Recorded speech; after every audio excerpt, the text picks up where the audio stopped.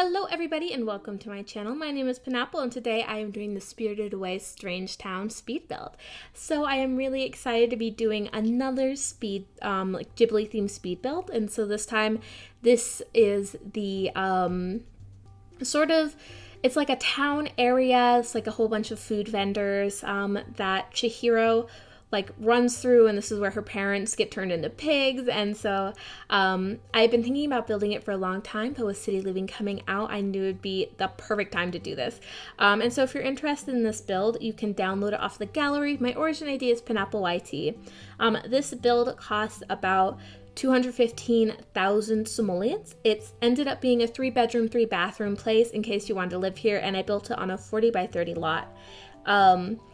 But yeah, also for the intro, the sim I used, although you don't end up seeing her face, but she was made by Xeon Ninja. And so I will leave their information down below just in case you're interested, because she looked pretty realistic. I ended up changing her top because the person obviously made it before when they only had base game, and so I thought I found a top that looked a bit more like Chihiro's, so I was really excited about that.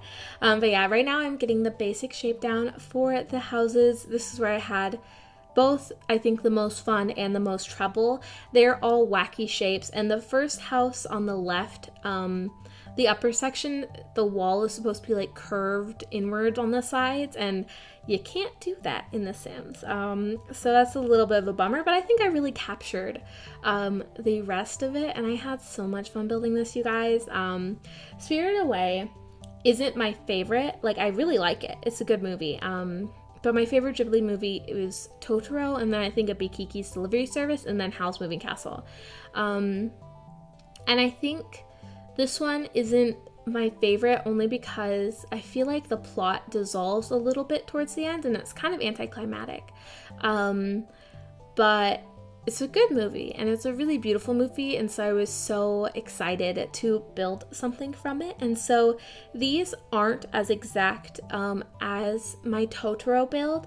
I took a lot more leeway just because these are harder to build. Also, we really only saw the front of them. We never saw inside of them, and we didn't really see the backs. Luckily, there is a company that makes official Ghibli paper models, and so you get them and you can make a kit and you can make them, and so they have a finished product. And so I took a lot of inspiration from those for a lot of the coloring of the backs of the builds, because the front bit is supposed to be a facade, like a really thin one, and so I couldn't do that with some of the roofing, and so I decided to make the facade like 1 block thick. And so that made it a little bit easier to work with. And right here, I couldn't add the sort of curved fencing that was on top of this building, and so I ended up using those curvy things, completely different even style from what's going on, but I thought that they worked a bit better. But yeah, so there wasn't a huge amount of information to go off of, and so I definitely tried to make the front of these look as close to the originals, but once we got into the interiors, I really let my imagination run wild. And so when you see Chihiro running through this town and when the spirits all start coming out, which is definitely one of my favorite parts, you can see they're just kind of living their lives and the top of the buildings, on the second floor. And so each second floor is unique. And I'm so excited to show you guys those. I do them a bit later. I did them after City Living came out. So I started building this, and I was just and the more I heard about City Living, I was like, I need that, especially the food stalls. The food stalls make this, and they all work. I promise you. You have to pay $100 for each food stall to get somebody work there, which is annoying, but not my fault. But it was just so much fun. And I'm so glad not every single one has it. The 2 houses on the left don't, because the last one I made into a bar, and then which you can also get somebody to work at, and then the middle one, it just looked the second to the left one always just looked like a house to me, and so I just left it as a house. And And then the biggest building, kind of near the center there, I also turned the upper section into the house. So you could have like a potential of 5 Sims living here. Pretty easily. So I thought that'd be nice, especially because I wasn't quite sure what type of a lot to put it on. I ended up just going for residential because that's what people search for the most, and so I thought that'd be a lot of fun. I think the interior of this building, and I did all the coloring. Actually, fun story, I knew it would take me forever to figure out the coloring for this, so I didn't even try and film it. And then, silly me, of course that would come back to bite me because I started decorating and I realized I wasn't recording, and so I'm so sorry that some of this isn't recorded and it wasn't meant to not be recorded. But that's how it turned out. And I think at about this time I realized that some of the stuff I used from the Dine Out game pack glows at night, and so I thought that was so cool. It really adds to the sort of spirit transition. And I also ended up decorating the backs of these houses to help with that sort of not really mythical, but like magical transition. And so the backs of these are a lot more decorated than they would have been in real life, because the whole point was that the front of them was supposed to be a facade. But because I am not doing like a whole like city of these, a whole town, I decided to go for decorating the back of these. But yeah, like apparently this they call it Strange Town. Like when I looked it up, the name, at least in English, seemed to be Strange Town, and so that's what I'm calling it. And apparently it's actually based off of a real life place, which is really interesting, especially like the lanterns and such, which I ended up adding in a bit. But yeah, all of this window placement that I'm doing right here was based off of those models that I was talking about earlier. They really helped point me in the right direction, I would say. Oh, and then here I use those baseball bats to sort of look like the support of some of the facades, and I really, really liked doing that. Ooh, I had to take a sip of water because my voice was getting scratchy, so sorry about that if that was annoying anybody. I don't really know. But here I am working on the sort of windowy section, and a lot of these buildings had round windows. Some of them had like a sort of oval window or stained glass, and so I had a bit of a struggle figuring that out because there's only 2 circular windows, and the big one fits 2 squares and the small one fits 1 square, and so it was really limiting. But I ended up using different objects to sort of help with that. But yeah, as I was building this, I was so, like, one of the things I was really wishing for was the ability to put one section of the house on a foundation, because this far right one is supposed to have a foundation and none of the others are. So I ended up compromising by lifting them all up one, and so the Sims are able to step onto that foundation without stairs, and so I think that really is good. With keeping some of the authenticity and sort of a compromise. I also wished I could like lift up sections of the roof. I've been wishing that for ages. Like, I wish we could put foundations, like not necessarily foundations, that wouldn't be the word anymore, but I wish we could do like split levels on upper floors. That would just be the best. But this is one of my favorite builds that I'm working on right now, and it sort of looked like a sort of fortune teller's place in the movie, and so I end up like putting in these like warning signs because they have like, the stop, the hand like stop, and so I thought that it looked kind of like a palm reading, and I ended up changing some of the signs once I got the City Living expansion pack. But yeah, I think this building is actually in some of the advertisements for the movie. So that was interesting, and oh my gosh, you guys, I had so much fun making the thumbnail for this. And if you look closely at the intro, you will see that some of the spirits fade in. I thought that was really cool. Tooting my own horn a little bit there. But yeah, this build was like crazy fun, crazy frustrating.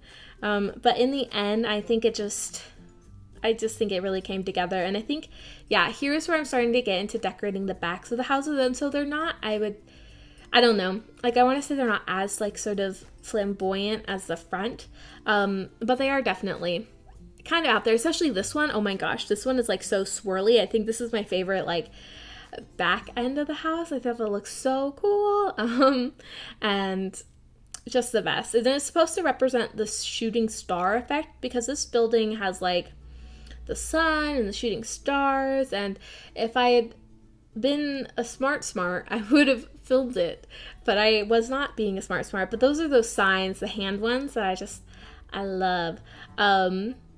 But yeah, so we are getting towards the end, not of the build, but of the section where I did not have city living, and I was thinking of making this a 2-part build, but I really don't like doing that.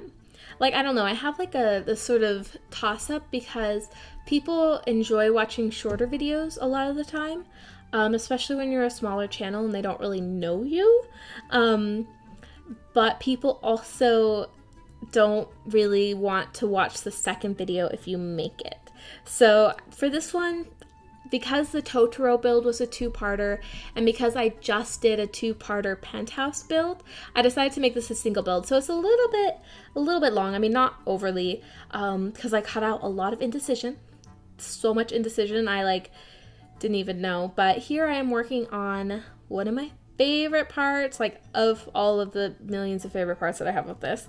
I ended up putting in the sort of river, and so this wouldn't be in the correct placement, but I thought it was a good way to fill up the back of the lot, because I did not want to make more houses. Definitely not. Oh my god, that would have taken so long. This would have been like a 4-part video if I had done that. But yeah, so there's a river that Chihiro, when their parents and Chihiro come into Strange Town, they cross what used to be, what looks like a river bed that's like dried up. And so when Haku finds Chihiro and is like, hey girl, like get out of here, he's like, go across the river, and like she's like, okay. And so she goes to the river and it's completely filled up again, and it's just like, I was watching with my boyfriend recently again to get some inspiration. He was like, how is she supposed to cross that river? It's like a lake now. Like, what was Haku thinking? Like, is she gonna swim? Is she like gonna make a little boat or something? But yeah, I thought that was really funny. So right here, I am sort of adding in what I think kind of looks like an aqueduct, and that was to make it look less like 3 pools of water and to actually make it look like a river.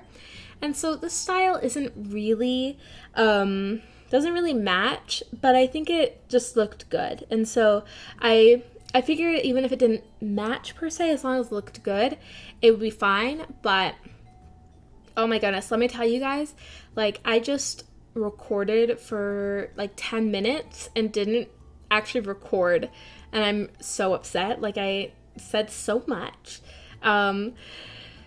Goodness, I'm annoyed, but we are still working on this area, and I wanted it to look really mystical, and so I ended up adding a whole bunch of those sort of grates from Get Together that sort of add bubbles and steam, and I thought that made it look so nice and really pretty. But here I am starting, now have the City Living expansion pack at this point. And so one of the things I was really looking forward to was having the red lanterns that are on the string. And I was really hoping that they wouldn't just be on the sort of string of lights, because it would have been really nice to place those in the world. But as is, they didn't have it, so I kind of had to make do with just those weird paper lanterns. So yeah, but I think these lanterns, on the string, really make this build. And like I was saying before, with this being a real place, those lanterns are part of what, or at least that's what they said online, I don't know, but it's part of what inspired Miyazaki to make this film. Maybe not the whole film, but you know, he actually made this, like he wrote the story as he went along, so it's really interesting. If you look up the history of this, it's really cool. But yeah, oh my goodness, so the tea shop that I'm working on right now, they only have one food stall that is a tea shop, and it unfortunately doesn't have like a flat top. And so, oh my goodness, the train is coming. Are you kidding me? Bro, you need to calm yourself. I'm going to take a little break while I wait for the train to be noisy and pass. Oh my goodness, this was just not the direction I was expecting this video to go in. But we are back now, and we are working on the things. And so what I was talking about is some of the food stalls have like, they're like bigger than one floor. And so unfortunately that means that they clip into the upper floors, and so the Sims can walk through them. No problem. They aren't actually an object, doesn't like really matter. But they do show, and it's pretty obvious. And so I managed to cover all of them except for one of them. And so each one has two, which is super unfortunate because they're really awkwardly placed on the second floors. But I managed to cover up all the projections except for the two. I just wish that the tea shop had come with the flat roof option. And I did end up placing, the reason why I placed some of the stalls, even though they like clipped up into the upper sections, is because I thought they looked better and I liked the food options better. Like, I think right now as the build is, you have, I think maybe cupcakes, gourmet, Indian, I think maybe Japanese, yes, and then the tea. And so, of course, feel free to mix and match, switch in, switch out any of the food stalls that you want, because that's really exciting. But yeah, like, I can't even remember everything that I was talking about now, so now I feel a little bit silly. So excuse me if I repeat any of the information I've already said. I really apologize. Like I said, this was not the direction I thought this build would be going. But this building right here does not have a food stall, mostly because I thought it didn't look good, and also I wanted there to be a more dedicated sitting area for the spirits or your Sims to sit at. And yeah, so I think this building is one of my favorites because it's the most creative. In the movie, it looked kind of like a fortune-telling shop, and so I also turned it into a tea shop, and I think it looked really cute. And so upstairs it has a sort of fortune-telling like section, but then it also has the bubble blower, hookah. I said hookah, and I was trying to say it under my breath to be all sneaky, but like I don't even know why. I guess it's part of why it's rated teen. But yeah, so you can see those projections that I'm talking about, and like I promise you I worked really, really hard to try and cover that second one that isn't covered by the table, but it just didn't work, especially because I would not have been able to, the Sims then actually wouldn't have been able to access.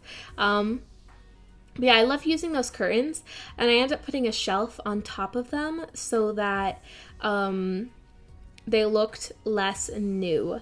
And so I thought that really added to it. And then later on, I do something really cool. I wasn't quite sure what I wanted to use for a crystal ball because we don't have one. And so I was kind of debating between two objects, because there's one object that sort of projects images into the air and it looks really cool and sort of mystical. And then another object, the fishbowl, was the correct shape. So I ended up combining the two, and it looks so ridiculous, but it looks good too.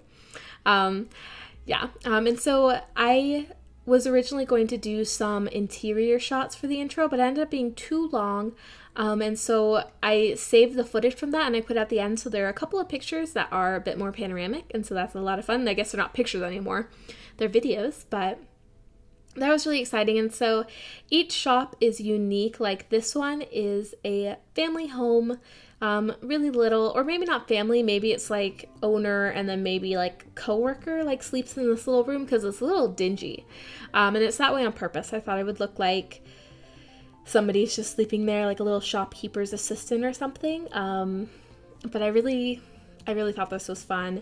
And so then soon where am I moving on to next? Soon, I guess I am moving on to a mini bathhouse. And so I kind of debated on whether or not I wanted to put in this bathhouse, because the whole point of the Strange Town is that it's more of a food place and that it helps guide you to the bathhouse itself.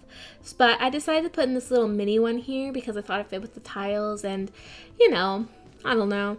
I thought it looked cute. You could change it if you want. Like, I say that all the time, but totally go for it. But I also just thought this looked really nice. And so the back, you can access this part through the back, and I think it kind of looks like a little check-in area. And so I thought that looked really, really cute. But yeah, this thing was like, once I got rolling with the idea, this was so fast to build. I was really pleased. Like, no time. I was about to snap, but those sounded really annoying on audio. But yeah, and I ended up using like these little fur rugs.